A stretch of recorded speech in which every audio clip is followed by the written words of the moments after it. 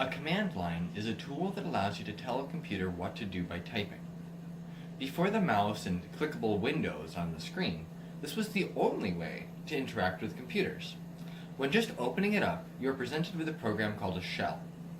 The shell allows you to type the name of a program on your computer, followed by several arguments or options for how the program should be run. These programs can be anything from tiny built-in utilities for changing which directory you're in, copying files, or just clearing the terminal screen, to powerful software like the text editor Vim or a full compiler. The programs you write can also be run from the shell or command line, which has empowered generations of programmers to build off of each other so that now you can do almost anything from this one convenient tool.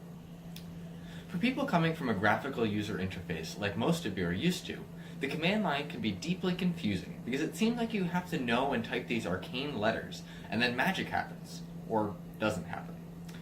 Yet what seems confusing and slow at first becomes extremely fast, natural, and most importantly flexible once you make the leap.